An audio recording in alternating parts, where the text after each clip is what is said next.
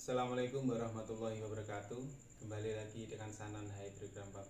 Oke teman-teman, untuk kali ini saya tidak membahas detail tentang pompa hidramnya. Tapi kali ini saya akan membahas mengenai air dan udara. Jadi tetap ada hubungannya dengan hidram, cuma nggak langsung ke pompa hidramnya. Tapi ini tentang air dan udara, intinya sistem perpipaan. Jadi nanti saya akan membahas satu poin itu tentang air dan air dengan udara. Nah, kalau dilihat sifatnya ya, air itu dengan udara, misalkan di dalam suatu bak, kalau misalkan kita masukkan air di dalam kita masukkan udara di dalam air, otomatis udara itu akan naik karena lebih ringan daripada air. Nah, ini saya akan menunjukkan beberapa contoh dan nanti ini ada hubungannya dengan debit ya. Saya juga pernah mengalaminya. Misalkan ini saya ingin menunjukkan contoh, misalkan ya, biasanya kan kalau kita mengatur kondisi lapangan, misalkan sungai yang cenderung landai, untuk mendapatkan elevasi input itu kan biasanya salah satu cara ngambil air dari atas terus diarahkan ke bawah, misalkan sepanjang 50 meter atau 100 meter ya, misalkan seperti ini. Ini sungai yang cenderung landai tapi dia panjang. Kalau misalkan kita ingin memasang pompa hidran, misalkan di sini di bendung kecil, misalkan pipa inputnya panjang gini, misalkan sampai ini panjangnya sampai 100 meter, otomatis kan ini di sini hidran. Otomatis kalau misalkan terlalu landai ya, atau terlalu panjang pipa input, itu efek di pompa hidran itu sangat jelek. Ini pernah saya alami juga waktu saya ada pesanan di daerah Jawa Timur. Sudah saya buatkan gambar nanti pemasangan seperti ini, tapi dia tidak mengikuti apa yang saya tunjukkan dan dia memasang seperti ini, panjang gitu. Efeknya sangat jelek, banyak yang nggak bagus. Nah, salah satu cara untuk mengatasi ini, nah, biasanya ngambil air dari sini, dialirkan dulu. Nah, di sini dikasih penampung, misalkan.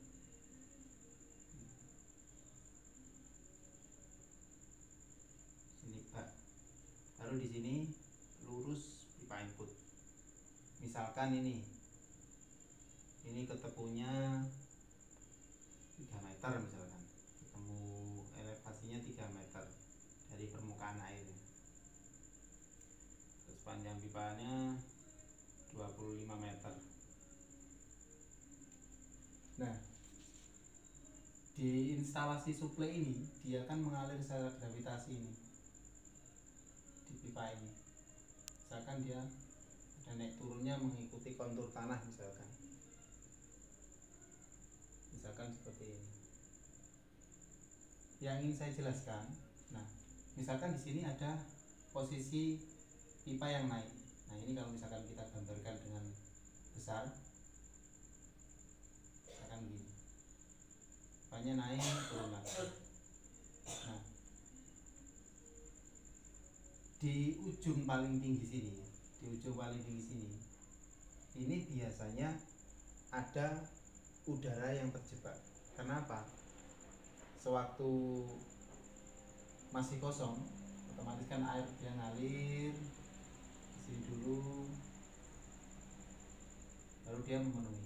Nah, udara di sini itu dia nggak bisa terbawa air karena memang udara lebih ringan. Biasanya kalau dia hanya ngalir secara gravitasi ataupun didorong dengan pompa, misalkan pakai pompa hidran drum di outputnya. Kalau ada yang naik, apalagi naik ekstrim, itu di sini kebanyakan atau sering terjadi udara terjebak di sini. Jadi di sini ada udara. Nah, misalkan ini pipanya 3 in, karena ada udara yang terjebak,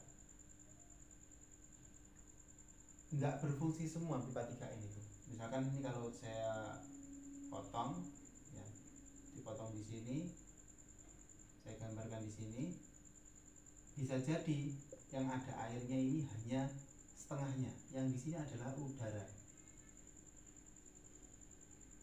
Di sini ada udara. Jadi pipa 3 in ini nggak berfungsi secara penuh, Otomatis apa? Debit yang di sini akan berkurang, karena sama saja ini pipanya hanya mungkin setengah dari 3 in, seperti itu. Nah, makanya kalau waktu mengatur instalasi pipa, sebaiknya ya jangan naik turun, itu efeknya sangat jelek. Kalau bisa sih dia kalau lurus ya lurus, seperti itu. Atau misalkan seperti ini, turun langsung naik nggak masalah. Tapi kalau dia naik turun, nah di titik-titik ini loh yang itu rawan sekali ada udara terjebak. Kalau biasanya ada sih alat yang khusus untuk menghilangkan, kita sebut saja masuk angin ya, menghilangkan udara terjebak atau masuk angin ini. Nah, udara terjebak ini itu biasanya ada nama alat itu air valve. Jadi itu ada kalau misalkan beli, tapi ini ya lumayan mahal ya. Ada bisa dipasang di sini. Biasanya kalau teman-teman lihat itu ini di pipa PDAM yang melewati sungai ya. Biasanya kan kalau di jembatan, di samping jembatan kan pipanya dari tanah ke atas turun lagi. Nah, biasanya di sini kayak ada air muncrat gitu loh. Itu namanya air valve. Setahu saya itu namanya air valve untuk menghilangkan udara yang terjebak seperti ini agar alirannya lancar. Nah, makanya kalau misalkan nggak dipasang seperti ini ya, kalau misalkan memang nggak bisa diatur yang bagus, lurus atau naik langsung turun langsung naik, kalau memang terpaksa seperti ini, biasanya itu diakali dengan di sini di bor kecil sih, misalkan bor 0,5 mili atau 1 mili, nanti udara akan keluar dan nanti setelah itu bisa ditutup lagi. Tapi harus dipastikan di sini nggak ada pusaran air, jadi air itu harus tertutup terus, pipa itu harus tertutup terus dengan air. Nah, ini salah satu efek dari udara yang terjebak, yang ini sering kalau saya lihat mungkin di kawan-kawan penggiat drum ini sering diabaikan. Bahkan ini juga terjadi di pipa output. Kalau pipa output itu kan biasanya kita mengikuti kontur tanah seperti itu.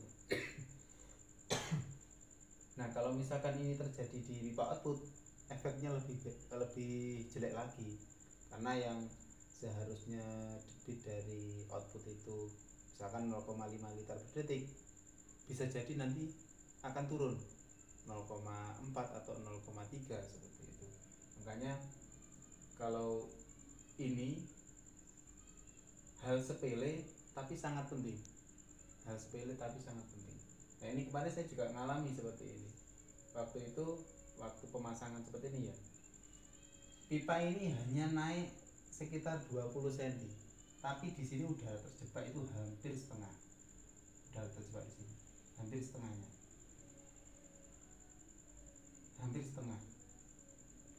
Nah, karena di sini pompanya kecil, jadi suplai ke tandon ini masih cukup. Nah, kemarin mau saya lubangin ternyata sudah cukup, ya sudah, waktu itu di sini ada batu gede yang sulit untuk dihancurkan, jadi ya terpaksa naik sedikit, tapi ternyata sudah cukup. Makanya nanti kalau misalkan kawan-kawan merencanakan sistem perpipaan itu harus diperhatikan hal-hal seperti ini. Ini salah satu contoh ya.